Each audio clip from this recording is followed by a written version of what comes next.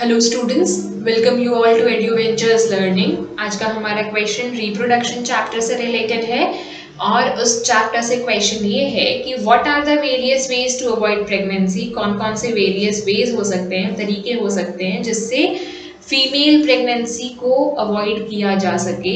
Elaborate any one method. तो कौन कौन से मेथड हैं, हमें सारों का नाम बताना है और उसमें से किसी एक के बारे में हमने थोड़ा सा इलैबोरेट करना है। ठीक है, this question generally comes in 2 और 3 मार्क्स टाइप।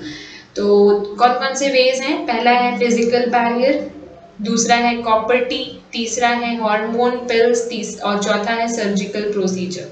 फिजिकल बैरियर्स में बहुत सारी चीज़ें आ सकती हैं जिसको इनिशियली ये किया जाता है कि वो हमारे बॉडी के अंदर प्लेस करा दिए जाते हैं, फीमेल बॉडी के अंदर काफ़ी यूट्रस के पास अंदर में, ताकि जो फीमेल और मेल गैमेट का है वो फ्यूजन ना हो पाए।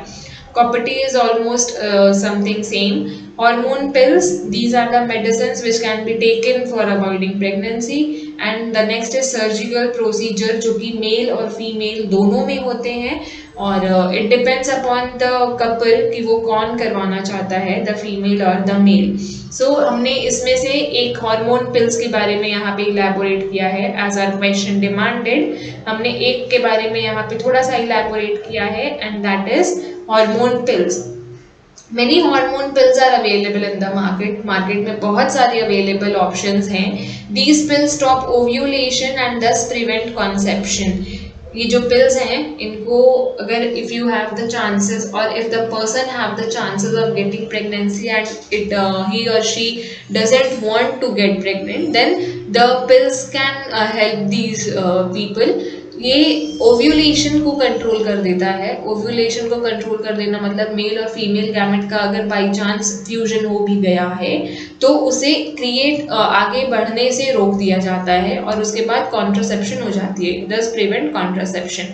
Many new pills are available which need to be taken in fewer doses. बहुत सारे ऐसे मेडिसिन भी हैं जो कि मार्केट में अवेलेबल हैं जिनको कुछ डोजेस में लिए जाने होते हैं। कुछ होते हैं जो एक ही मेडिसिन, एक ही टैबलेट इज एनफ, कुछ होते हैं जिनको कुछ डोजेस लेने पड़ते हैं, कुछ